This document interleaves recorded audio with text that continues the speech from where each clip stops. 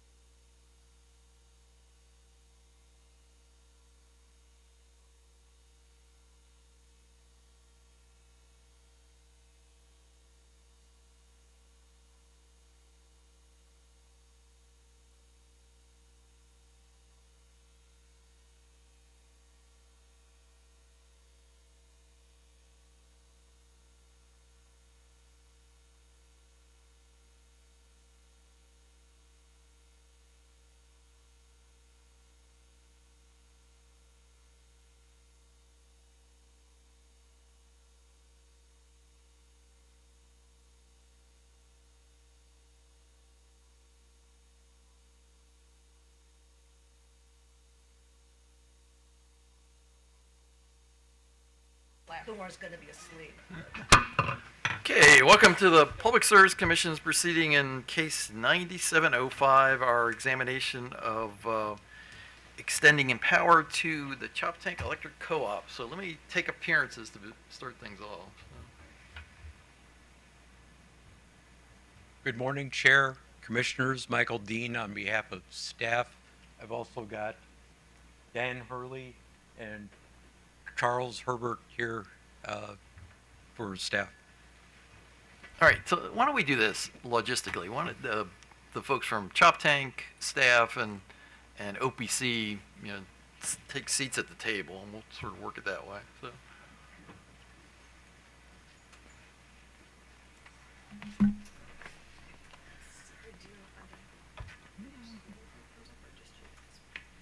Doesn't matter. Just me is fine.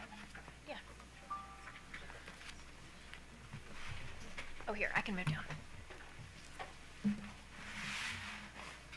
Oh. Did you need another seat? No, it's not add. Okay. Like a separate thing. All right. So, you want to... Good morning. Yeah, I'm Sarah Dahl with Choptank Electric Cooperative, and I also have with me Kayla Corsi from Choptank and Valerie Connolly from Choptank. And then from the Spiegler Group, we have Josh Carlson and David Spiegler. Okay. Good morning, Mr. Chair. Good morning, Commissioners. Portia Odro from OPC, and I have with me is Miss Nicole Zegna. Okay. And with staff, good morning, Dan Hurley, it's Hurley, and I'm with Charles Herbert.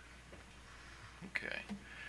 So, so we got the filings from Choptank and then staff and OPC. So, I guess why don't we start with Choptank and then we'll sort of get the reactions to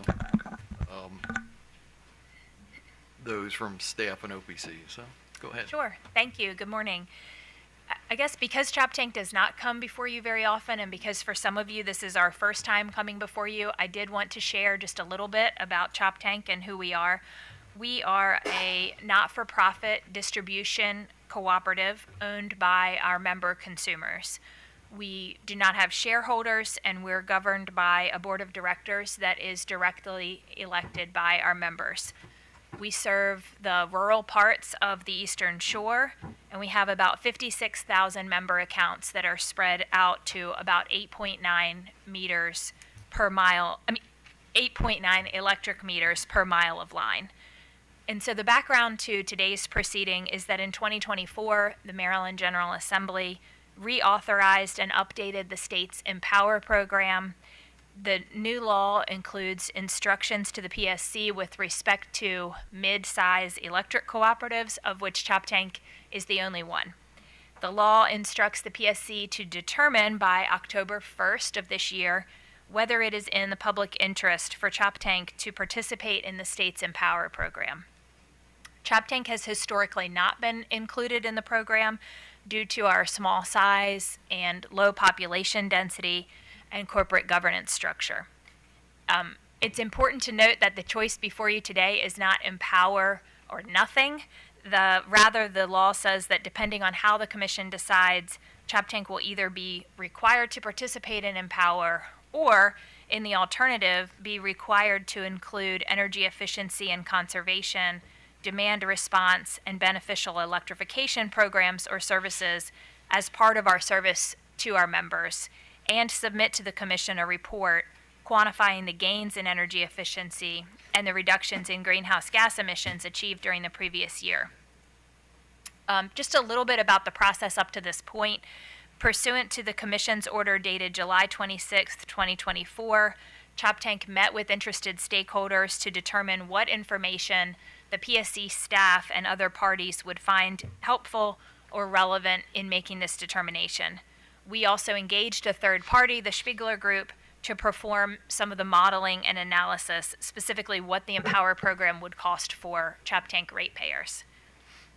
I'm happy to share as much detail as you like about the contents of our report, but at a high level, we broke our report into three main parts: the cost-benefit analysis of a potential Choptank EmPOWER program, the existing Choptank programs that we have related to demand response and energy conservation, and the results of a survey of our members. So our modeling showed that under EmPOWER, Choptank's residential members would see a surcharge of approximately $20 per month, and our non-residential members, it would be approximately $110 per month. There's a lot of detail in the report about how we arrived at those numbers, but the conclusion was that the benefits of the program would be outweighed by this significant cost. Choptank has a number of energy efficiency and demand-side management programs, such as load control riders, our Chopawatt energy efficiency program, and conservation voltage reduction. We hope to strengthen these programs over the coming years and educate our members to maximize the benefits. We are also working with our generation and transmission provider, Old Dominion Electric Cooperative, known as ODEC, to explore additional programs. ODEC operates on a cooperative model as well, and any peak demand reduction by Choptank translates directly into savings in the coming year under ODEC's pricing model. Lastly, the survey that Choptank conducted was actually a routine survey that is performed in collaboration with ODEC. It's something our members are used to seeing. We had about 3,000 responses to the survey and found that only 7% expressed support for Choptank's potential participation in EmPOWER. We also spoke with a number of commercial members who have already completed energy efficiency upgrades and were opposed to participating in EmPOWER. So our conclusion is that participation in EmPOWER would impose high costs, deliver uncertain benefits, and do so in contradiction to the preferences of our membership. I'm sure that you've also seen the comments filed by staff and OPC agreeing with our recommendation. So the cooperative respectfully requests that it continue to be exempt from the EmPOWER Maryland program. Thank you. Okay, questions for Choptank? Commissioner Schlesman. Morning, Ms. Stahl. Good morning. So in reviewing your filing and the filings of others, in terms of how you're thinking about structuring the program, are you looking at how an energy efficiency program could benefit the company in terms of avoiding having to build out more distribution systems, having to avoid having to address constraints on particular feeder lines? So rather than looking at, I mean, I understand the sort of the analysis of looking directly at how a customer can benefit from reductions in their bill.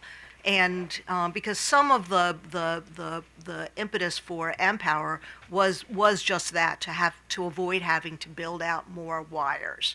So have you looked at the benefits of the program, focusing on avoiding the large ticket items, which would have an impact on a customer's bill?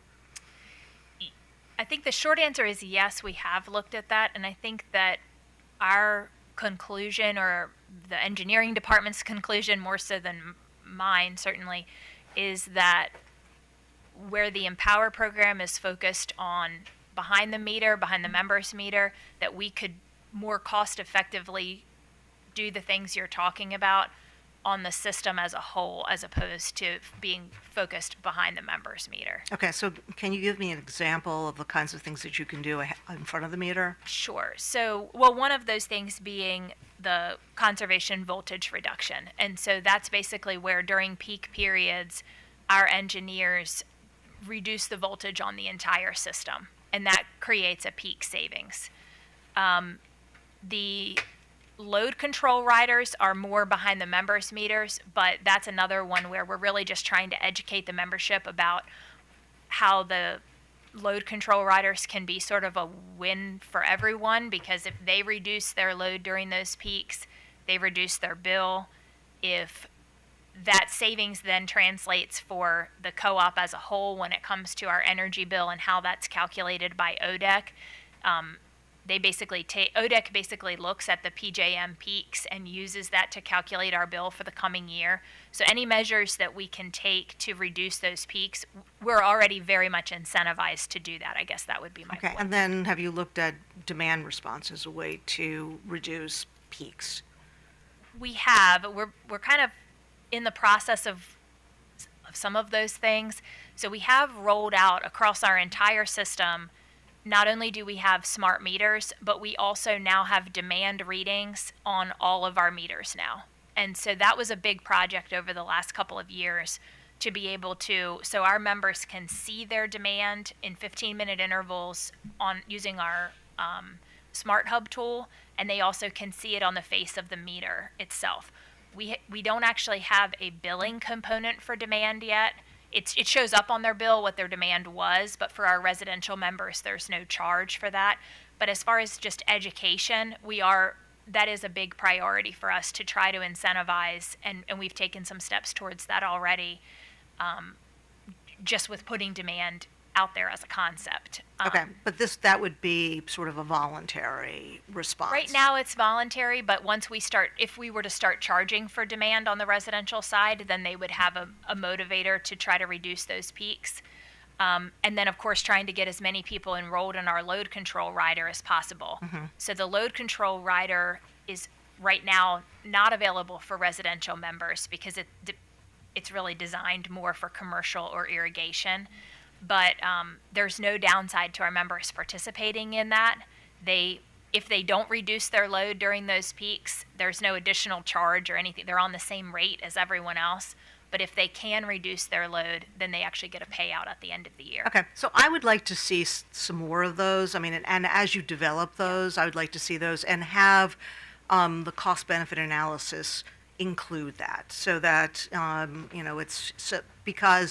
because you can focus just on the customer, but there's a huge benefit to the system as a whole, not just for Choptank, but for other companies as well. The more you're able to control demand on the grid, the more you're going to be able to help not just your system but neighboring systems as well. So thank you. Sure, thank you. Commissioner Linton. Thank you, Mr. Chairman. Good morning. Good morning. So I can recall when the EmPOWER program was being thought up and Choptank was excluded back then. And yet here we are here today considering incorporating Choptank into EmPOWER Maryland. Your report talked about the different programs that you currently offer. So what happened? Why are we looking at including you? Is there something that's not happening that should be? I hope not. I don't think so. I mean, I don't have a lot of insight into the legislature's rationale for reopening the discussion, but I do think that the timing of it is relevant as far as what the program would cost. I know that's not actually your question, but I think that some of the low-hanging fruit of EmPOWER, because we weren't originally included, a lot of people have already done those upgrades on their own as far as LED bulbs and efficient appliances and some of those things. I don't know, Val, do you have any thoughts on why this discussion was reopened? Thank you, Valerie Conley. I think when the two committees that primarily considered the bill in the legislature in 2024 looked at it, they were trying to find ways to improve the program overall and include as many new options as they could. And it wasn't a huge factor in debate. There were just a few members who wanted to know why Choptank hadn't participated, and so I think that the reason they asked the PSC to do this study and asked Choptank to participate in the study was just to make sure the same conditions that we said applied for the reason we weren't included initially. They wanted to make sure those same conditions still applied, because we had made some changes, obviously, to the way Choptank had operated in those intervening years, becoming member regulated and so, some of our other business actions. So they just wanted to make sure, I believe, that the same still applied. We were small, we didn't have a lot of new meters, and we didn't have, a huge income or change in the way the business operation ran, which I think is what we tried to demonstrate with the report. Okay, so you participated in the process, and I wasn't there or here for that matter. So they were familiar with the programs that you are offering currently, your Choptank and some of the other ones? I'm not sure that was really discussed. Some of those programs were discussed in individual meetings with legislators as we were trying to figure out a path forward. And I think the Senate President's office said, well, why don't we just undertake this study to be sure that applies. But it wasn't a major point of debate. There weren't hearings specifically on this issue when the EmPOWER program was being reauthorized that year. Okay, so do you believe then that the programs that you're offering now should constitute the full universe of programs Choptank could offer to its members? I would not go that far. I think that we have, as part of our strategic plan that predates any of this EmPOWER discussion, we have some other ideas that we want to pursue that would fit into this discussion that, we're not there yet, but as far as an EV charging rate and potentially other programs that ODEC offers that we could participate in that would give our members a benefit without having a surcharge on their bill. I think there are other things that we'll be trying to do in the coming years. We didn't get into that as much. We just kind of wanted to lay out our existing programs. But I do think that this topic as a whole is certainly relevant and something that we're focused on as a co-op without wanting to take the step of fully being included in the program with the surcharge. Okay, so I'm sorry, I thought you had more answers. I'm sorry. I just thought I might mention, too, that many of you know we established a fiber subsidiary to make sure that our members have broadband access, and a lot of the things that Sarah's talking about doing on the demand side require access to internet. And so one of the things we're trying to do is make sure that all of our members do have internet access so they can implement some of these energy efficiency options that are out there at this point. Because when we started this, 40% of our members didn't have access to the internet. And I'm trying to close that gap. All right, yeah, I'm familiar with that part as well. I know that's not the primary topic we're talking about today, but just as an aside, how is that going now? Very good. Okay, so do you have a network running? You have members already enrolled and using the internet, watching right now? Oh, yeah, we sure do. We have, so we formed the wholly owned subsidiary Choptank Fiber in 2020 in response really to our members saying this is something we need, this is our top priority. And so as of today, we connected our first member in April of 21, and as of today, we've connected over 5,000 locations, many of them some of the most rural locations on the Eastern Shore, and we've offered service to over 12,000 locations. So it is a big success. I would view it as being very successful, and we've gotten a lot of really positive feedback from the community for how that's going, just in terms of their quality of life impact and the economic impact. Okay. All right, I may have some more questions later, but I'll stop now. Thank you, Mr. Chairman. Thank you. Commissioner Barbe. Thank you, Mr. Chairman. Let's address the whole issue of LED lights as an example. What ability do you have to have an understanding of how broadly they're being deployed? I mean, are you just presuming that people are using LED lights because they make sense, or do you do an audit, or how do you know to what extent that particular technology is being employed? Right. Well, that was part of the survey. There were some questions related to LED lights in the survey, but I would say most of it is more what you're saying, just anecdotally that that technology is so much more prevalent today than it was when the EmPOWER program started. The reason I'm asking the question is that I never cease to be amazed at the ability of people to never leave their comfort zone in spite of having it be proven to them that they can save tons and tons of money if they make a change. And so I'll just leave that comment there. The second thing is, I think I heard you say something, and correct me if I misheard it, but I think I heard you say that you wanted to go forward with programs that promote conservation without a charge. And I'm just curious to know how you would do that, because generally speaking, money has to be spent, and sometimes in order to get a person to buy an energy-saving washer dryer or Right. whatnot. Well, so for instance, the Choptank program is an energy efficiency program where it's grant funded, but also ODEC kicks in additional funds just as a, I don't know, that's just part of something that ODEC finds it worthy to fund. So for us, the Choptank program has some ODEC funds, most of it is state funded, and then Choptank pays for the administrative cost of that program. And so the actual upgrades to the homeowner, the energy efficiency upgrades, are free of charge, and there's not any kind of surcharge associated with it. One of the things we've also looked at potentially, because one of the main barriers to participation in the Choptank program is homes that require construction upgrades before they can do that, like homes that are really in disrepair if they have a roof issue on a mobile home or something like that. And so we're also looking at ways that we could potentially use. We have a program at Choptank called Operation Roundup, where most of our members have their monthly bill rounded up to the nearest dollar, and that money is administered by a board that's separate from our board, called the Choptank Trust. And so that's basically nonprofit type funding that we have that we give into the community every month.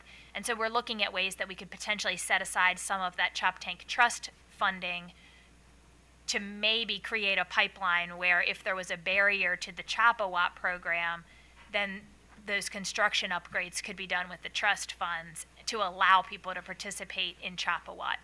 So there's those kinds of things, but then there's also some of the options with respect to charging for demand, whether you're talking about an EV charging rate or something down the road on the residential side, that would have a benefit without, just based on how the rate was structured. Okay, well, let me just say that I wasn't familiar with the Operation Roundup program. I would love to know, and I'm sure my commissioner colleagues would love to know how much money that is annually. Well, so Or do you know? I have a pretty good guess because Okay. it's, we have about 56,000 members, and their bills range from, 0.01 on the end of it to 0.99. So it's about the average roundup 50 is like cents. 50 cents. So it's about $26,000 a month that, That you pull in on the that is then distributed in the form of scholarships and then awards to individuals and groups in the community all over the Eastern Shore. Okay. One final thing, and that is that during my time as commissioner, and even before when I was in the legislature, I would hear complaints from people all throughout the state of Maryland about the EmPOWER charge, having to pay it, and having it not be worth the benefit, which obviously people who don't buy new appliances using the program, it'd be logical for them to think that. But what would be the counter argument to those people who would say, yeah, we agree with you that the cost-benefit analysis may not indicate that the EmPOWER program makes sense for you, but it probably doesn't for me either. So why shouldn't you be in this program that everybody else is in? Philosophically, shouldn't we all be? I pay for the EmPOWER charge through PEPCO. Why shouldn't the entire state of Maryland have to be a part of this program? What would be your counter argument to that? I think just our small number of members and our small employee count would make the program more expensive than it would be for a PEPCO customer in order to achieve the benchmarks as the EmPOWER program is designed. So I think those are that's the short answer. I don't know if any. Yeah, sure. The modeling and all that, the Spiegler Group really was Okay. A big part of that. So I'll defer to them on that. Hi, David Spiegler from the Spiegler Group. So if we think about the economics of administering a program like like EmPOWER, you can think about broadly as there are two buckets of cost. There's fixed cost and there's variable cost. The variable cost, if you're a consumer in whether it's BG&E or Pepco or Choptank, are roughly translatable. But the fixed cost that has to be administered just to enable the administration of the overall program is something that has to be subsidized by the overall consumer base. For a larger utility like a BG&E, like a Pepco, that can be spread out over a much larger base. But that fixed cost amortized over a much smaller consumer base, like Choptank has, that's where the concern is. And that's why the average cost is not well suited and drives much higher, which we believe is one of the reasons that the smaller utilities, even smaller than Choptank, have been exempted out, because it's just not cost effective. So the argument in terms of our belief is that the goal of EmPOWER is a very worthwhile goal in terms of looking at ways to reduce overall electric load and looking at overall efficiencies. Our conclusion after doing the analysis is that those goals are worthwhile goals, but are probably better suited based on some of the programs that Choptank is doing and expanding on those programs and exploring other options as well. Okay, I understand your response. Thank you, Mr. Chairman. Commissioner McLean. Good morning. I just had a couple quick questions. It's twice in 2 weeks. I know it. I know it. Probably won't see you for another couple of years. In your report, you indicated that under the current framework, EmPOWER, it would not work for Choptank, and OPC had suggested there may be certain elements or programs of the current EmPOWER program that could could be considerations for the cooperative. Are there any things in your mind that you could either borrow or mimic from EmPOWER to incorporate into your current programs? Well, I think that we would absolutely, we've monitored. I guess in a cost-effective manner. Right. I mean, we have monitored the EmPOWER docket as it's gone on and tried to look for best practices. We've looked at other utilities, electric vehicle charging rates, for instance. I mean, that is part of what we do, is trying to find things that we could adopt. So absolutely, yes, we would do that. I think part of what the OPC comments were was that potentially there would be a benefit for us combining with Delmarva Power on some things because of our intertwined service territory. And certainly if we were to be included in EmPOWER, we would be looking for every creative way possible to keep the costs down and still get the benefits. So I don't want to say that that would not be on the table, but I think that our assessment is that the bulk of the cost of the EmPOWER program would not necessarily be us adding staff members. We would have to add someone, and we would have outside consultant type costs. But I think that the anticipated costs that we're expecting would be very expensive are not necessarily the costs of the Choptank staff to administer the program. It's more so that the program itself, just the incentives and what you would have to charge in order to hit those goals, that's the part that I think would be expensive regardless of whether we were to combine with Delmarva or something similar. Okay, thank you. And I know you'd indicated that you wanted to increase your your member participation in the programs that you do have. Yes. I know in the Beat the Peak, there was a reference of approximately 3,600 enrolled members, and the load control rider. Don't say that number. Okay. Not many. Oh. I'm just kidding. So no, I guess my question is, how are you gonna bump these numbers up, and do you have a goal that you're shooting for? We do. So those load control riders are very new. We introduced those a couple years ago, and you were talking about the hesitancy of people to adopt new technology. Nowhere is that more true than on the Eastern Shore and the rural Eastern Shore. So yes, we absolutely have work to do with that. But one of those load control riders is specifically for irrigation. We have a ton of members that are on our irrigation rate. I don't have that number off the top of my head, how many are on that rate, but I would love to get at least half of them to sign up for the rider, because there truly is no downside. So I think that as we go out to we're always at the county fairs. We can make an effort to go out to the Farm Bureau meetings and get included in newsletters and things like that.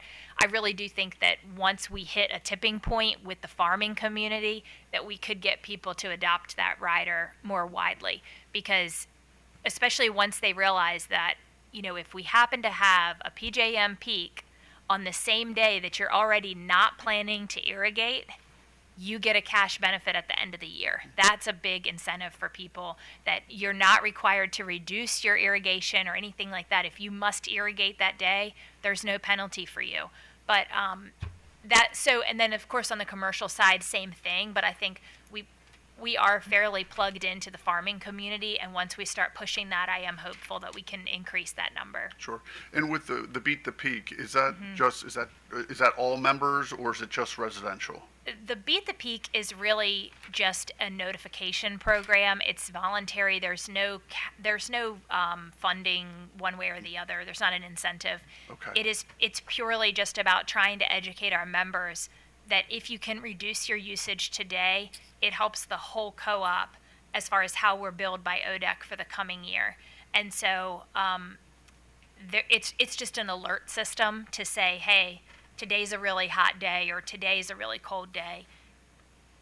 Please try to reduce your usage. Okay. So the more people we have aware of that, the better. But I think that there is a goal for a larger education campaign, that it has an environmental benefit. It has a benefit to you personally as far as your monthly bill, and then it has a benefit to the co-op as a whole for how we're billed on the supply side. Okay. All right. Thank you very much. You're welcome. Commissioner Sushman.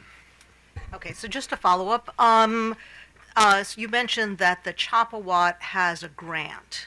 Okay, so the grant comes from, It's like the low to moderate income MEA. okay, The MEA is where it comes from. okay, is that the only grant that you're getting from MEA? Related to energy efficiency, yes. I mean, we have the like the OHEP and the energy assistance funding that we get for our low income, Okay. Winter heating, that kind of thing. So we have the OHEP funding and MEEP related to energy assistance. But for energy efficiency, yes, I think the MEA is the only funding we're getting. And that would be something we'd be doing too, is potentially looking for other grant funding available to fund programs for energy efficiency. Okay, and have you thought about the impact on your customers, assuming that LIHEAP is truly gone?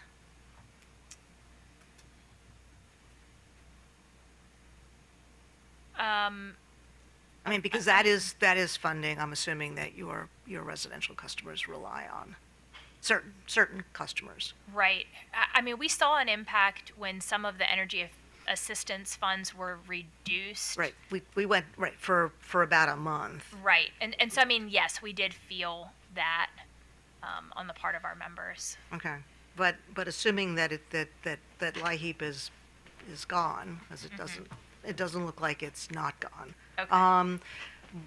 Are you thinking about how that's going to impact your customers, and are you looking at other potential sources to support them?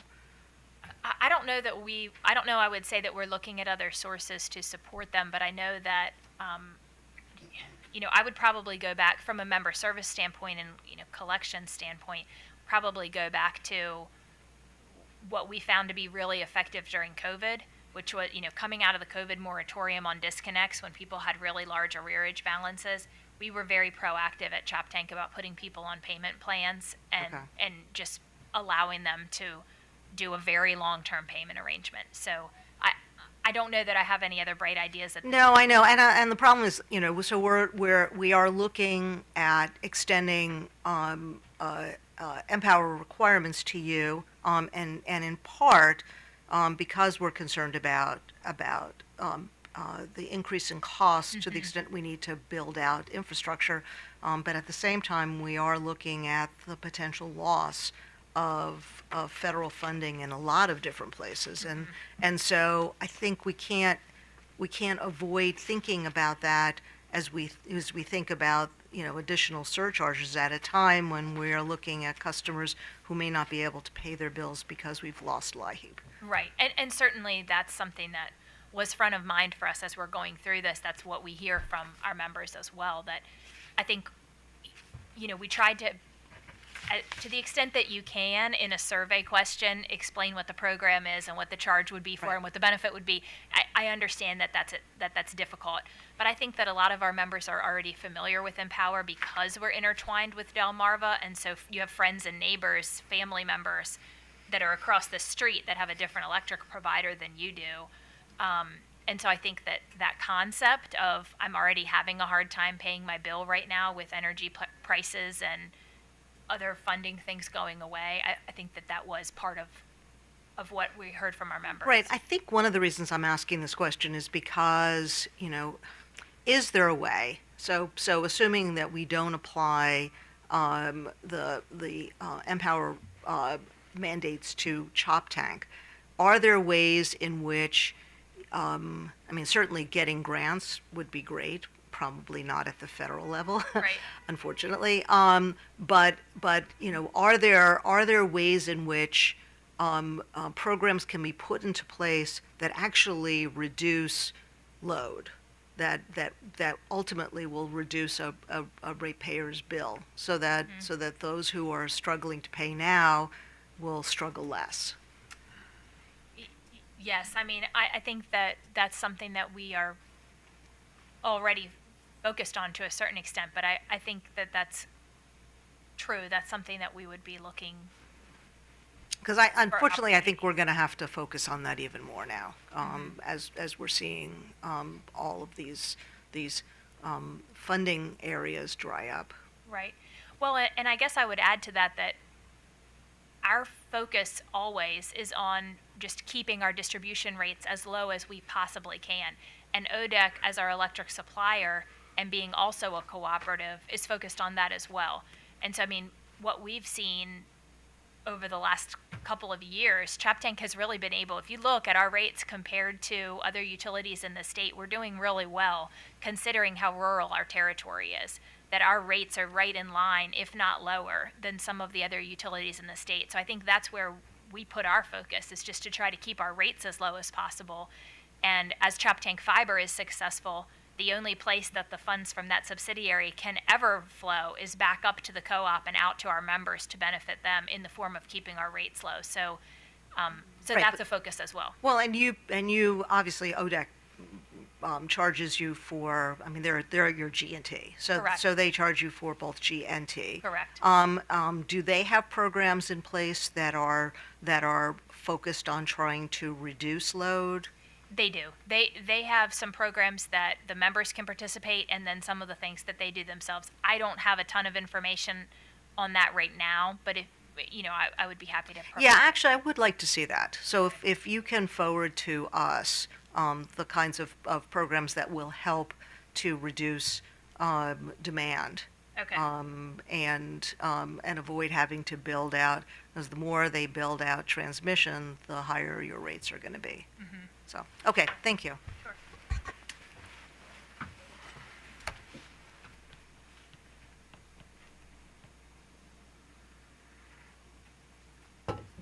Okay, so the Chopawatt program is it aimed at low and moderate income customers, or is it limited? It is just- limited to low to moderate income, And but how the thresholds are pretty high. It's not. what's the process you go through to determine whether somebody is low or moderate income? Our program is administered by a third party, but basically the homeowner would apply to Choptank through this third party. They would determine the eligibility based on the program guidelines as established by MEA and or as established through the low to moderate income program through the state. And if the individual qualifies under the income requirements, then they perform, at that point, a contractor that actually would be like an energy auditor, an improvement company, goes to the home and performs an audit to figure out what those efficiency improvements might look like, how much would it cost, and then we approve that, yes, these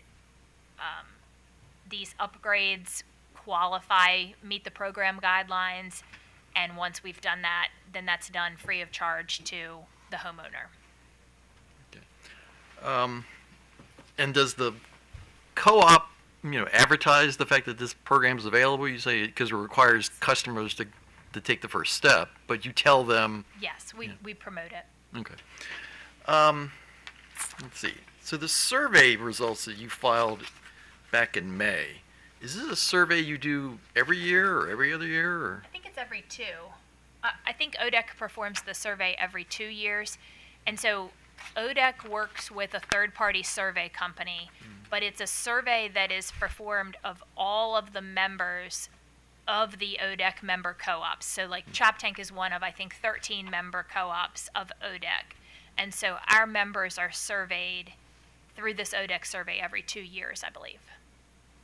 And really, I thought that, I know 7% doesn't seem that high, but I thought that was not a bad turnout rate for the survey, or survey response rate, based on what we've seen in other places.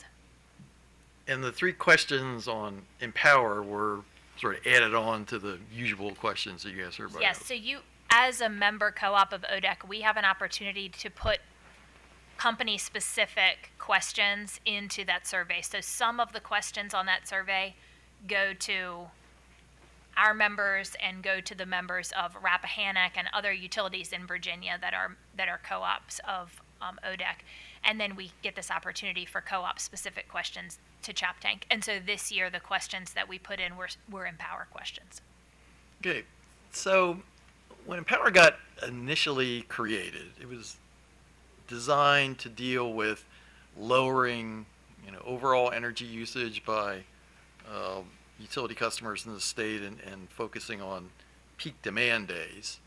But this latest change that the legislature made to EmPOWER was actually to sort of shift the focus, and now it's actually supposedly part of the response to the state's interest in lowering greenhouse gas emissions. Mm-hmm. And so I guess along the lines of my 2 colleagues on either side of me asked you about, why Choptank shouldn't be included in this if part of the goal is to, aggressively reduce greenhouse gas emissions because we're concerned about climate change and its impact on the state.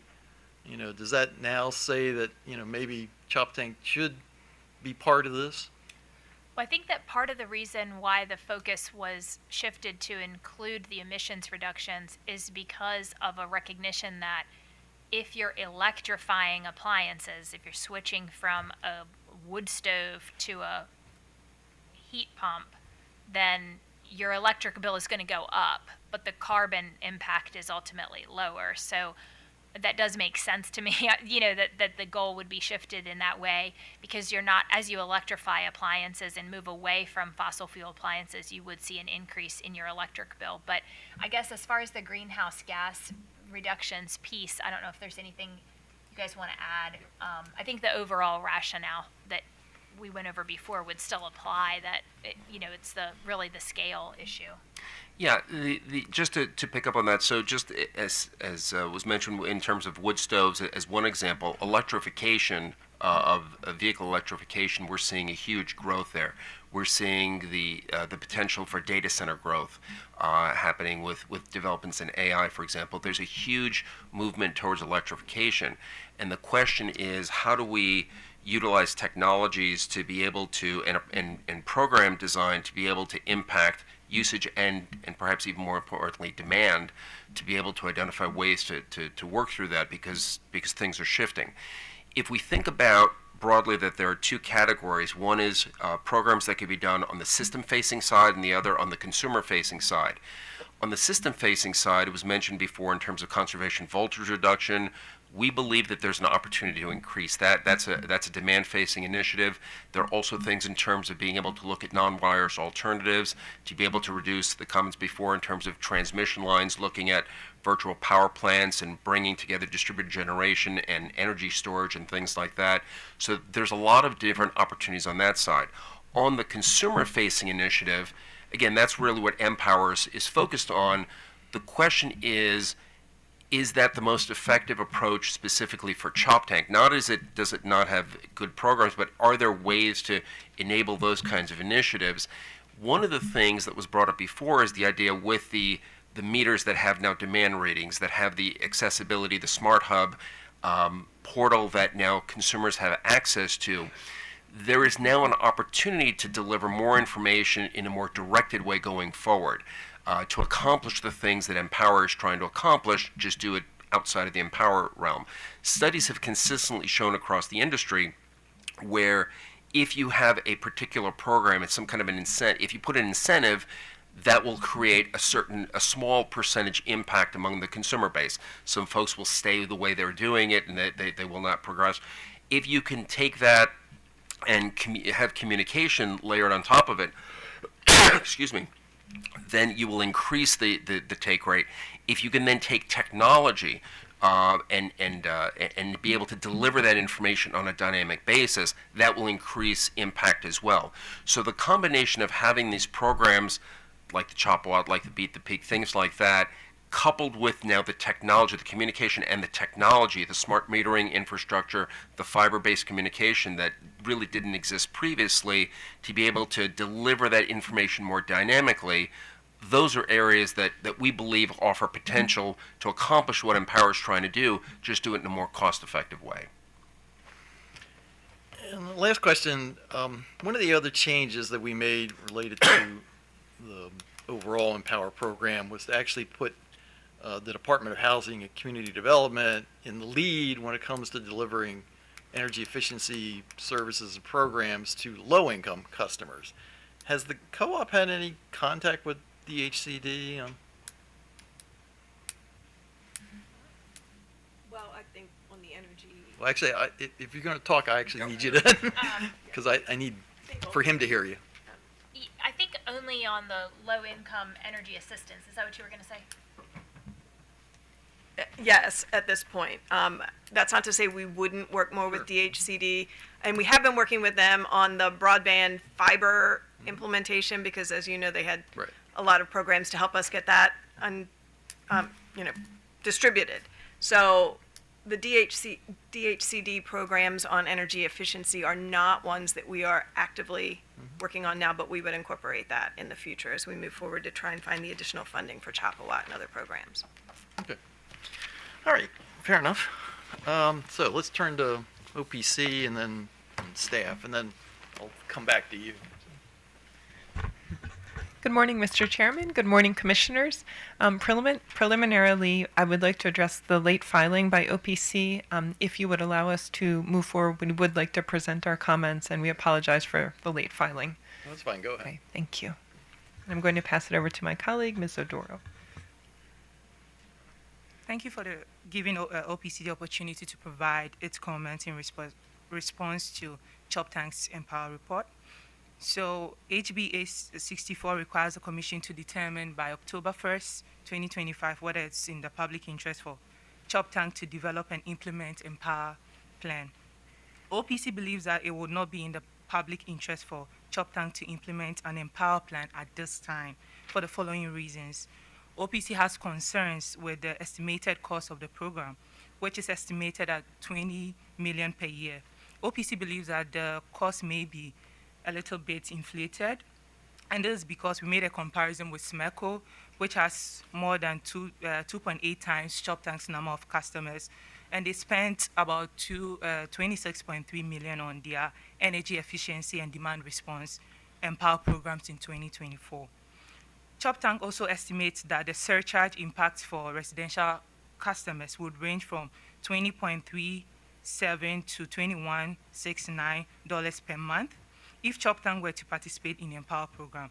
Although OPC does not necessarily agree with the analysis, it will be understandable for customers to express concerns over rate increases at this time, especially when faced with the promise of benefits that have not yet been received and may be perceived as speculative. Also, with the current utility bill and affordability crisis, OPC believes that it is not the time to institute a new program for Choptank, which is a relatively small utility that provides services to counties with some of the highest poverty rates in the state. Choptank's filing also fails to recognize that the purpose of EmPOWER is to incentivize customer behavior and purchasing choices that they would not otherwise engage in without the program. A key element of EmPOWER is customer education, and it's best repeating that the 2023 EmPOWER programs were found on average to generate $2.21 in benefit for every dollar of utility and participant costs at statewide level, with residential programs generating about $1.79 in benefit for every dollar spent, and commercial and industry programs generating about $2.44 in benefit for every dollar spent. So OPC is suggesting that Choptank could explore coordination with of services with Delmarva, as Commissioner McLean already said, that due to the patchwork nature of their service territories, and they could obtain some economies of scale. Choptank could also consider proposing the adoption of some elements of EmPOWER program, such as DHCD programs for limited customers, and highly cost-effective programs such as the quick home energy checkups and residential new construction programs. OPC is not recommending this at this time, but we are saying that it will be a way for Choptank to participate in some elements of EmPOWER in the future. And Choptank's customers could benefit from an expansion of its existing Choptank program, perhaps by utilizing the Choptank Trust Fund, as was mentioned earlier, and to assist customers with making certain construction repairs that are necessary prior to the installation of energy efficiency measures under the program. To evaluate the efficacy of the program and to ensure that it has value for customers, OPC is respectfully recommending that the Commission direct Choptank to file with the Commission a report on the energy and greenhouse savings generated by the program, as well as its other energy efficiency program. Choptank should also include in its report a proposal for assisting more participants in its Choppy Watt program with the construction repairs, as it is described as the largest impediment to the expansion of the program. They should consider that. And this would allow the Commission to explore other options to expand these services for Choptank customers without requiring Choptank to develop and implement an EmPOWER program at this time. So with that, OPC is available for any questions. Okay, Commissioner Linton. Thank you, Mr. Chairman. Good morning. Good morning. Just in response to your last point regarding the concept of a report that Choptank would file, as you know, the statute requires that we make a determination by October 1st. So are you suggesting that, what would be the process from here if we were to seek additional information from Choptank? Commissioner Linton, we understand that there's a tight deadline. We do not recommend an EmPOWER program at this time. We feel confident in that due to the projected cost and just what ratepayers are dealing with in terms of affordability. We don't think that report from Choptank that we're proposing necessarily has to be filed before you make that decision. We would just recommend that the Commission consider exploring options for ways that Choptank can serve its customers in an EmPOWER type way without necessarily implementing an EmPOWER program. So are you suggesting then that, and I understand the statute does require additional filings from Choptank, are you suggesting that we would have some additional authority beyond October 1st so that in future years, if we determine that there's some other initiatives that we think Choptank should move forward on, that we should have the authority to direct them to do it? Well, I believe that they are already doing energy efficiency type programs under their existing suite of programs. So I think it's something for the Commission to explore, and if it turns out that there's not enough authority for the Commission to implement something, I think the Commission could seek a solution to that, if not legislative and some other type of solution, or even a recommendation. But I think it makes sense for the Commission to explore this further. Okay, so one of your other comments, you suggested that Choptank could work with DHCD because of the manner in which the Choptank service territory intertwines with Delmarva, that there could be some synergies there as well. You've had a chance to look at the programs that Choptank has informed us all about, and of course you're familiar with what Delmarva and the other utilities are doing.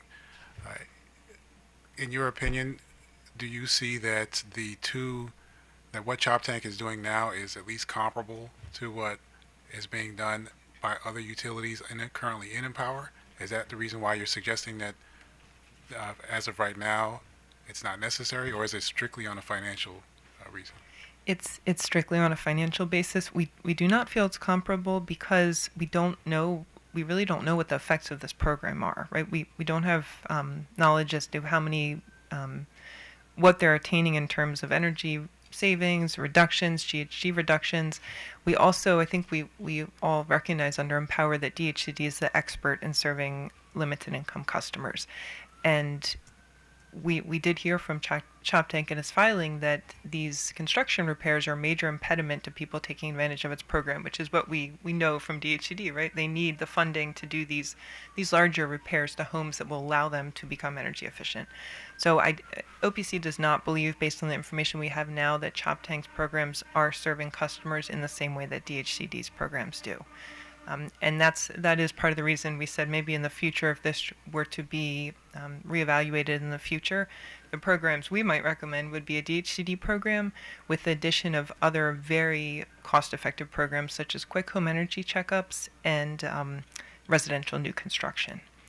And I believe also, I know there was mention of incentives, and we understand that certain incentives are very expensive, but those two programs are incredibly cost effective, and then the DHCD programs are just vital in our view.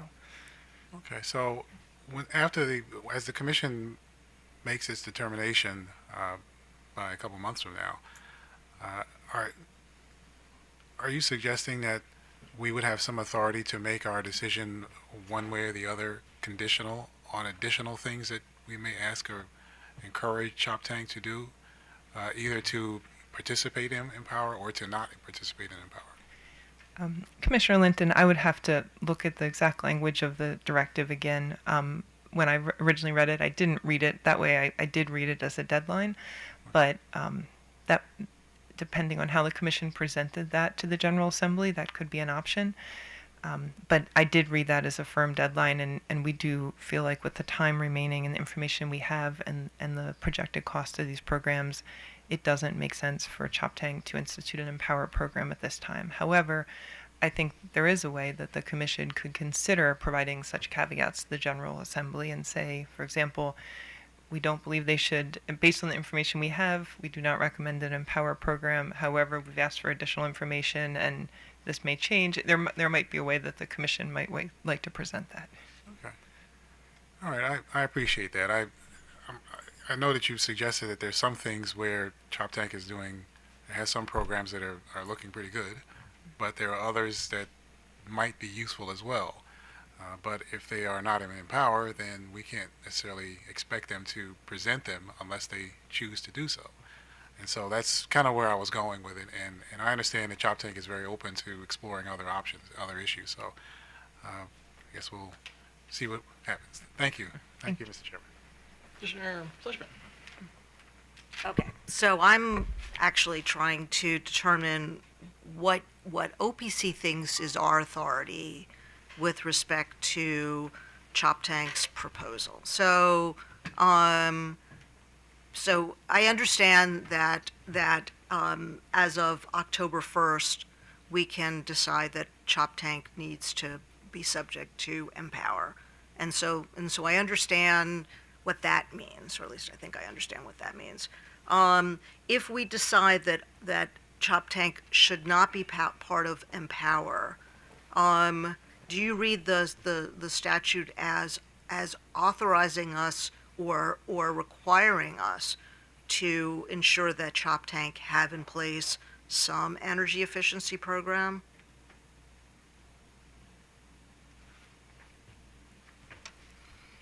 I think that the energy and the greenhouse savings program, or the shift in EmPOWER's target to greenhouse gas savings is something that all utilities must strive to attain. And although Choptank is not part of EmPOWER at this time, the Commission can ask Choptank to provide a report on the energy efficiency and greenhouse savings on the programs that is currently being run by Choptank for the commission to assess whether or not maybe in future they will consider allowing Choptank to join Okay, EmPOWER. so I guess, well, there are sort of two parts to that.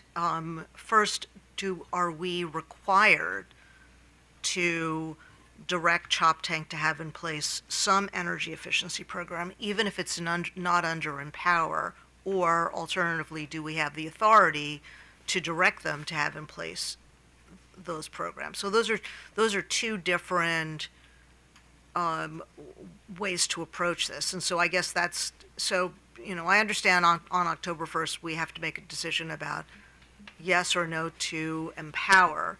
But are we also required to ensure that the company have in place some kind of energy efficiency program, or alternatively, can we just do nothing? Does the statute allow us to make no determinations?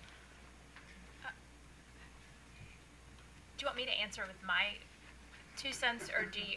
Well, I mean, Well- we've got, so you'll actually, come back, we'll come yeah, back to you later. Okay. But I think we're with OPC, but Right. maybe staff can also answer that question. So, because now I'm a little confused. See, you actually confused me. I guess that's your job.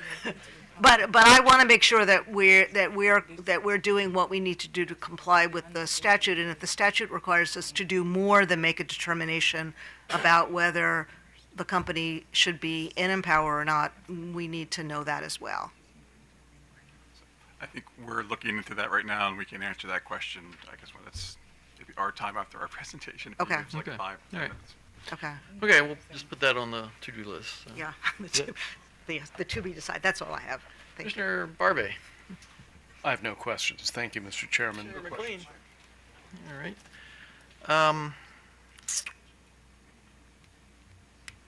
So OPC's concern for extending EmPOWER to Choptank is principally focused on sort of the surcharge impact on customers' bills. So, and it's your view that despite the benefits that other customers are getting, it's still not quite the deal still doesn't work. Yes, Mr. Chairman, and I will. Our concern was right now the timing of this. We just feel like customers are facing a utility bill crisis in Maryland, and now is just not the time. And that time might be in 2 years. There might be a time. We just don't think it's right now. And I can answer the question from earlier that yes, it is in fact our position that the Commission has the ability to govern Choptank's programs outside of EmPOWER. That is in the EmPOWER statute. This is just about whether or not they should provide specific EmPOWER programs. So it's OPC's position that yes, the Commission can regulate their current energy efficiency programs. And in answer to the prior question. I guess my question wasn't just about can we, it's the question is are we required to? Does the statute require that we make, I mean, clearly the statute requires that we make a decision about whether to be in EmPOWER or not by October 1st.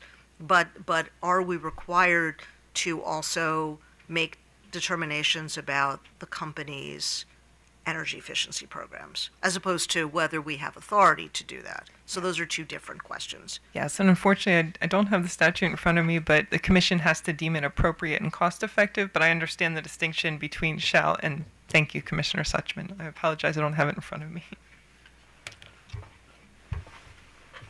So if I remember right, in your comments, you raised some questions about the calculations that Choptank submitted, and that goes toward their estimate of what they think the surcharge would be. Now, is it your contention that their estimate is like overly stated, or is it just concerns about where the ballpark is? I think we are saying that it may be a bit inflated. we made a comparison and we made our consultants look at the programs and how best we can come out with figures. We don't have the analysis right before us now, but the conclusion of the matter is that it may be a bit inflated. Look, and with comparing it to SMECO and other SMECO's energy efficiency and demand response that for EmPOWER program in 2024. Yeah. Okay, all right. So, staff. Mr. Herbert's going to provide staff's Sure. presentation. Good morning, Chair and Commissioners. Charles Herbert on behalf of staff. We do have a brief slide deck presentation today. So, HB 864 from Just hold it one second until we kind of queue up everything. So. Okay, now we're ready. Looks like we're there. Go ahead.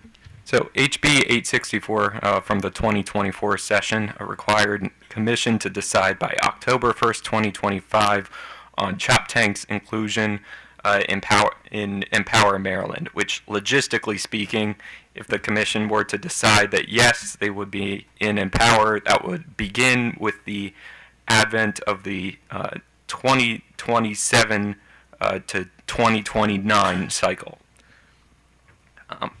Choptank is the only mid-sized cooperative and is member regulated. We read in their filing the ballpark of about 57,000 members. I heard 56,000 today. And then order number 91384 directed parties to respond to Choptank's April 30th, 2025 filing, which was their report on their existing programs and the response to the Commission's direct. Staff did look into the programs that Choptank has in its current suite. They do have one existing energy efficiency and conservation program, Chop a Watt, for its low and moderate income members. Measures include LED lighting, low flow devices, and weatherization. From 2020 to 2024, participation ranged using households per year as the unit from 39 to 62, with the max, I believe, being in 2023. The only barrier, or the main barrier, as OPC mentioned as well in their presentation, is that this program requires home repairs to be made before installation, which for low and moderate income customers can be difficult without the proper and sufficient assistance. No megawatt hour energy savings data were reported. Choptank noted in its filing that they have not tracked these programs yet, but that tracking would become available beginning in 2026. Next slide, please. Choptank also has a few demand response programs. The Beat the Peak program, which is sort of a notification type program that the cooperative uses to let customers know about ways they can cut down on usage in peak times. There was no reported metric or data for this program. There's also the load control riders, the regular load control, and the irrigation load control, which is specifically for their irrigation subset of customers. In 2024, the irrigation load control program in particular had 7 participants, about 3.5 megawatt hour savings attributable to it, and about 0.2 megawatt in demand savings. Choptank also has a conservation voltage reduction program. In 2024, this program was noted to have achieved roughly 76.5 megawatts megawatt hours in energy savings and 4.5 megawatt in demand savings. This was cost effective according to the tests that are commonly used. The total resource cost test metric for 2024 was 4.77, which is well above the threshold of 1. Staff would like to note, though, that these savings, the Choptank reports, are company values that have not been independently verified by an independent evaluator. Choptank also did note in its response to staff's data request that these are gross metrics and the cooperative does not currently utilize any EM&V personnel to compute net to gross ratios and obtain net savings. Next slide, please. Choptank's member survey, which, as they noted previously, is a regularly occurring survey, but they included questions on EmPOWER with this one. It was conducted between February and March of 2025 and got 3,237 responses. Support for EmPOWER was roughly 15% without the knowledge of the surcharge.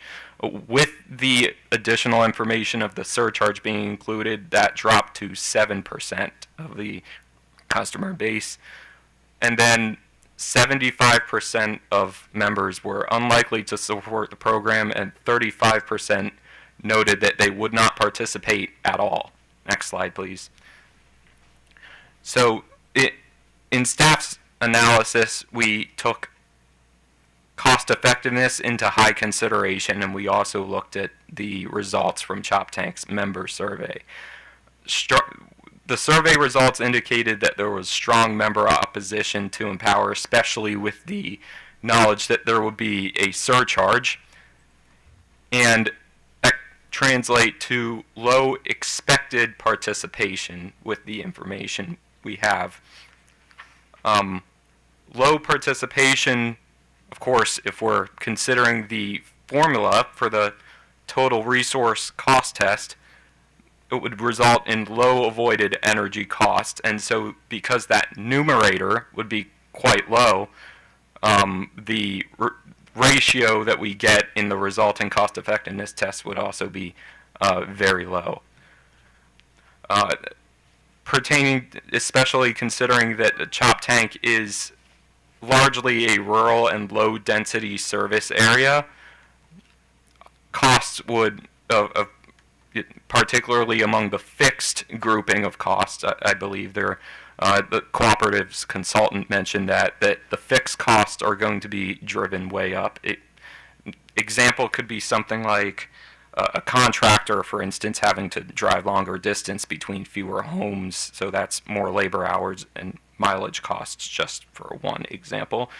The EmPOWER portfolio, as a result, if indeed we're going by the survey and the very low expected participation, they would fail the cost effectiveness tests, and these programs are supposed to be cost effective under EmPOWER. As far as recommendations, staff is recommending that the Commission maintain Choptank's EmPOWER exemption at this time.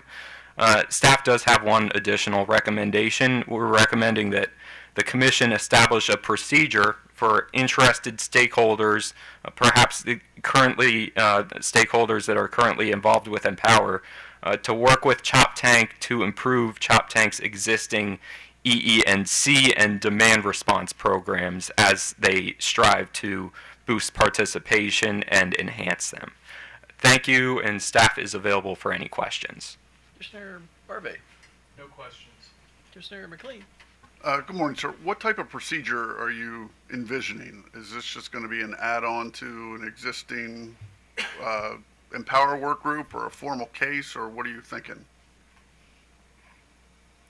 We're considering something similar to the work groups. It doesn't necessarily have to be formalized as one, but really just a chance for Choptank to be able to meet with stakeholders who are, very experienced in EmPOWER. One example, it was previously discussed that I believe in OPC's presentation they mentioned that DHCD are experts when it comes to administration of programs to low and moderate income customers. So that's just one instance where if we could get some dialogue going with current EmPOWER stakeholders. We believe that would, massively assist Choptank in enhancing their current suite of programs. Thank you, sir. Yep. Commissioner Sushman. Okay, so I'm still confused about what our authority is and what we're supposed to be doing with that authority. So perhaps Mr. Dean can Yeah, I'll defer to enlighten me. Mr. Dean. Okay, so I actually have the statute. It's the advantage of having lots of books up here. So I'm looking at 7-222. Is that where I should be looking? Yes, Commissioner. Okay. So I've read this before, but I'm reading it again. And I'm looking at C2, which seems to require each mid-sized electric cooperative, which is just Choptank, right?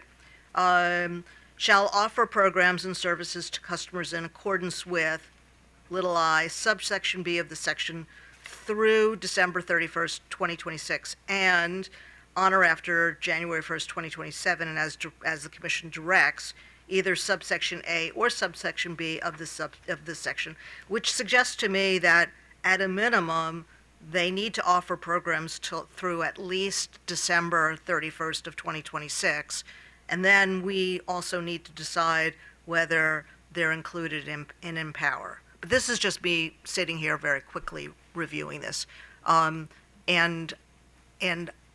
I don't know if I'm reading it correctly. Clearly sitting up here reading it very quickly, maybe I'm not. So maybe you can help me with this. Well, you are reading it correctly. They are required to offer programs. Under the old statute, all electric companies and cooperatives were required to offer programs, although not necessarily through EmPOWER. Okay, so I'm assuming because they're required to offer those programs through at least 2026, are we supposed to be making determinations about whether those are programs that actually are complying with the provisions of this section? Not necessarily, Commissioner, because under their self-governing statute, they're allowed to make that decision themselves. Okay, so we just have to make a determination that they're offering programs and services, but we don't have authority to actually look to see what kinds of programs and services they're offering and whether they do anything. Well, you can do it one time when you're making your determination. Under 7222C6, the Commission's going to consider the requirements of 7225D3 when they're approving or denying, when you're making your determination of whether or not Choptank should be going forward with EmPOWER or not. Okay, so when we make that determination, do we have the authority to tell Choptank to do more? Well, you can evaluate the programs. Right, but then do we It would have, be- I think it would be up to the cooperative to determine whether or not to go forward with your recommendation. I guess that's my follow-up question is if we were to tell Choptank, we would like you to do more on non-wires approaches, then do we have authority? I don't see that we have authority under 722 to then direct them to appear before us again to review those programs if we decide to not include them within the scope of EmPOWER. Well, I think you could actually ask them to respond to your recommendations. Well, and then if we find them wanting, and direct them, do we have authority to direct them to do better? I do not believe so. That would be a matter for the legislature to take up. Okay. All right. Thank you. Commissioner Litton. Thank you, Mr. Chairman, and good morning. Have to get used to this corner. On January 1 of 2027, what programs does staff hope to see operating at Choptank's service territory? And I don't need a specific laundry list. Let me ask it a different way. The programs that Choptank are doing currently, would staff be satisfied if those are the same programs operating on January 1 of 2027? I think for now, and we have recommended that Choptank continue to be exempted from EmPOWER, so we certainly do not need to see the whole suite of EmPOWER programs. We would be satisfied with seeing the current programs. One thing that would be telling Commissioner, I'm not sure if this is veering off of your question or not, but staff would like to note again that since Choptank will begin actually tracking its current programs in 2026 as far as the energy savings and the demand savings for any programs that it does not have data on. Staff looks forward to looking at those values. For now, it's kind of a black box because for programs like Chop-A-Watt, we're not really sure how effective it is. It may be quite effective as far as energy savings are concerned, or it might not be currently.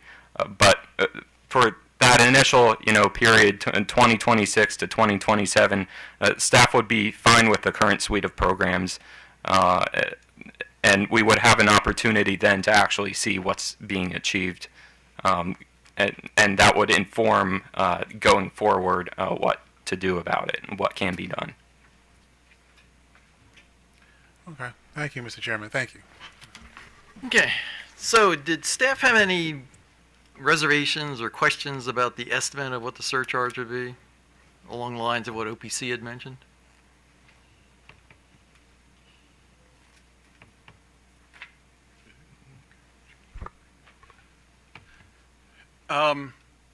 We looked at the old plans from the other utilities and looked at Choptank's estimation. And obviously, it's an estimate, but we didn't really have that same level of concern as OPC as far as how much higher it might have been than SMECO's or Delmarva's. We will note that the surcharges that currently exist still have some amortization in them, and Choptank will be coming into the program in 2027 if directed, and they'd be fully expensing their programs from the very beginning. Okay. And part of your recommendation to not extend EmPOWER to them was based on the results of the customer survey from which you had stated earlier. But the survey response was 3,237 responses out of apparently 56,000 customers.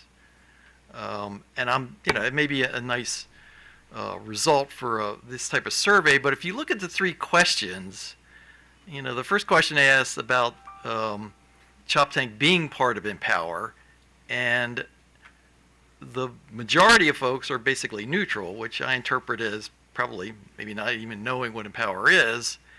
And then if you move to their second question, 58% of people say either they might participate or they would participate in EmPOWER programs if they were offered. But when you get to the final question where they say, well, it's going to be $15 to $20 a month, that's when you get the negative response. And I'm not accusing the company of trying to push that response, but it does strike me that, one of the concerns that folks had was how much is this going to cost, and maybe not being completely clear about what the benefits are going to be, sort of tip the balance in a fairly aggressive way against including Choptank and EmPOWER. So my sum and substance is I'm not quite sure that the survey questions are as definitive on this as you seem to indicate in your comments. Staff certainly understands that the concerns about how Choptank arrived at its estimate for its surcharge. Staff can't extrapolate on how the answer and the percentages might have shifted if the surcharge were this many dollars lower versus this many dollars higher.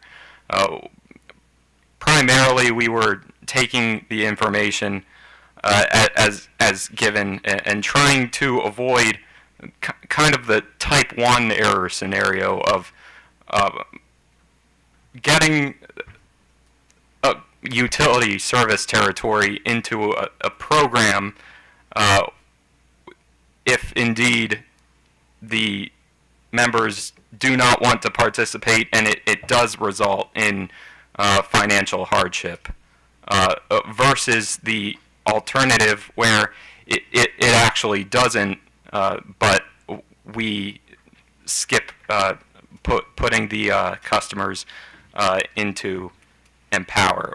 We were quite concerned with the result regarding participation with the consideration that EmPOWER programs are supposed to be cost effective, and if you have close to no participation in the program, you're going to have a numerator in the cost effectiveness tests, both the MJST and the TRC, that are very, very small. And so that's primarily what went into staff's recommendation there.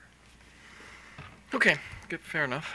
So let me turn back to Choptank and go ahead, and if you want to respond to what you've heard from the other two entities, feel free, and if you want to respond to any of the questions we asked of those, also go ahead.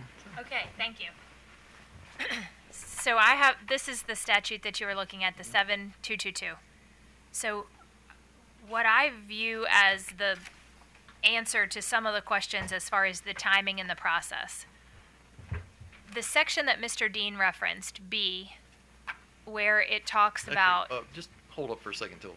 Okay. That's fine, go ahead. Okay. All right, thank you. I've got it too. So the 7222B is the section that Choptank was already required to comply with prior to the revisions in the EmPOWER statute. So the obligation for us to offer energy efficiency and conservation, demand response, beneficial electrification programs, that's an existing obligation. And so the way that I interpret the revisions is that under this statute, under C3, the Commission has to make the determination by October 1st of 2025 whether we will be subject to A, which is the full EmPOWER, or B, the existing requirements. And then under C8 is a new requirement that if we are subject to B, rather than full EmPOWER, if we are subject to the existing obligations, we have a new requirement to submit to the Commission a report each year on March 1st, quantifying the gains in energy efficiency and reductions in greenhouse gas emissions achieved during the previous year. Now, I will tell you that because of the timeline, our 2025 data is not going to have it's not going to be as good as our post-2020, our 2026 and moving forward, just because we need to work with our Choptank contractor and others to start quantifying some of the things that we have not historically been obligated to report. But my point was going to be that beginning on March 1st of 2026, you would receive from Choptank a report with data that our goal would be for you all to be able to put that in the context of the EmPOWER utilities and be able to kind of integrate our data with the EmPOWER utilities data.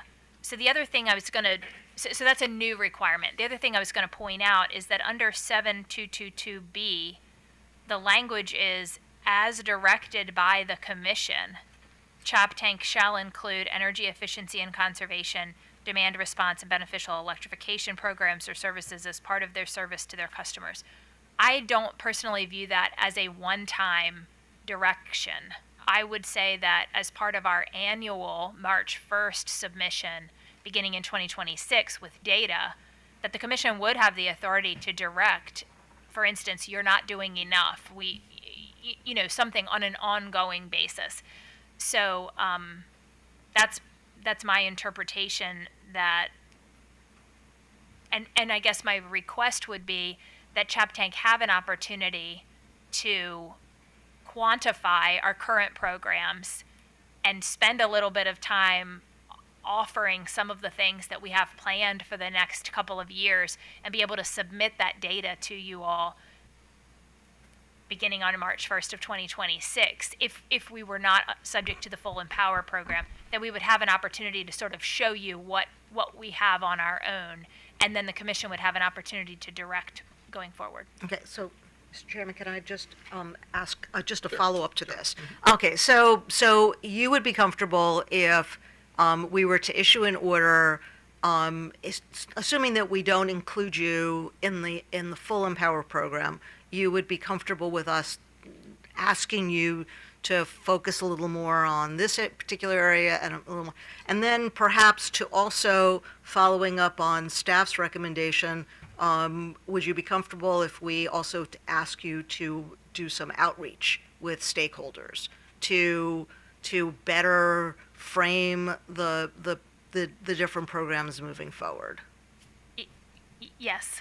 I mean, I think that's what the statute says, that as directed by the commission, and I think that goes hand in hand with the reporting obligation. Right, So, but all I'm saying is I mean, as a practical matter, also. well, yes. but also, I mean, so I'm hearing today that the company would be comfortable, so if we went back and included that in the order, this is not something that we have to worry about the company challenging. You would be comfortable with both of those, contained in an order. What's that?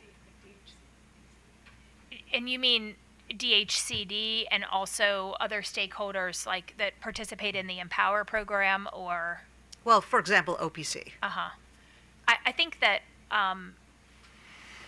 we would not challenge the authority of the commission to dictate how something like what you're saying as far as working with other stakeholders. My personal preference sometimes, I guess my personal preference would be that it be outside of a formal work group or EmPOWER structure, and that it be more like what we did in preparation for this, which was a separate ad hoc collaboration. But no, we would not challenge that. Okay, thank you. And any other comments you want to make before? No, thank you, Mr. Chairman. All right, Commissioner McLean. No questions. Commissioner Barbe. No questions. Commissioner Linton. Thank you, Mr. Chairman. Just a couple, and thank you again for your comments.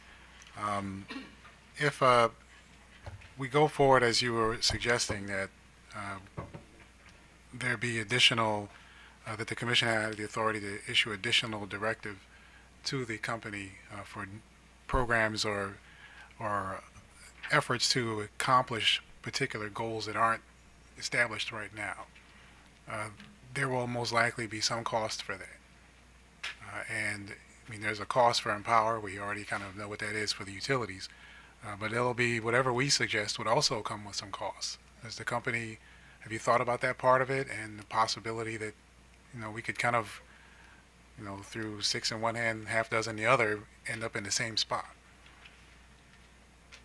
I understand what you're saying, and I think that, yes, we have considered that there would be costs associated with it. My hope would be that the cost would be much, much lower than what we would predict under our methodology that the EmPOWER program would cost for Choptank. But I think that just like all of our other costs,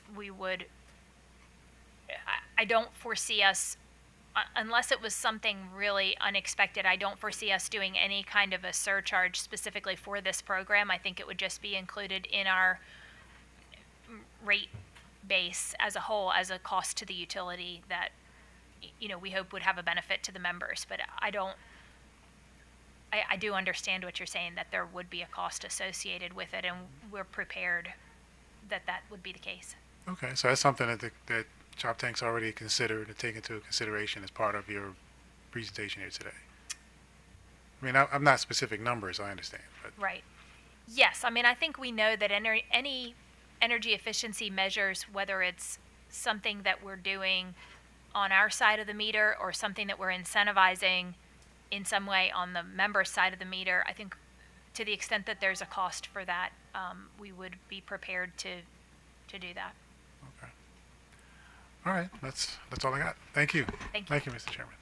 Okay, so you said you didn't want us to necessarily establish a formal work group for this, and you said utilize the process that was done to get the results for this proceeding. So just for our clarification, why don't you maybe explain to us what the process was? Sure.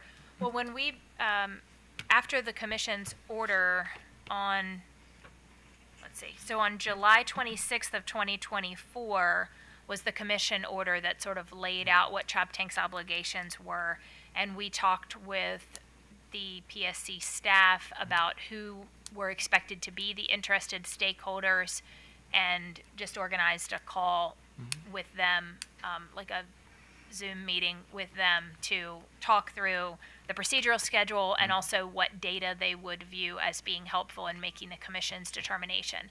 So I guess it would depend on what the commission had in mind for that collaboration, whether that would take place, how frequently that would take place, and what that might look like. But certainly Choptank would be happy to organize it if it was something that we were doing on an ad hoc basis where we were just asked to collaborate with those who are here today and possibly some of the other utilities or whatever the commission saw fit. Okay, all right. So anything else before we conclude for today? Mr. Chairman, if I may briefly comment on the statute itself. So OPC would agree with Choptank's interpretation of the statute. We do not think there's a time limit on having the statute in front of me. We do not think there's a time limit on when the commission can provide input on the existing programs. And then additionally, if you look at 7222 C2II, Actually, I'm sorry. Yes. No, I'm just sorry. hold that thought for a second. Right, So, go ahead. okay. Right, so that's what I had looked at. Yeah. So go Thank ahead. you. Yeah, it's the fact that on or after January 1st, 2027, and as the commission directs. So it does seem to be very broad authority and ongoing authority for the commission to shape these programs. Okay. Anything else, staff? Okay, with that, so we will be issuing an order soon on this, and with that, we're adjourned for today. Thank you.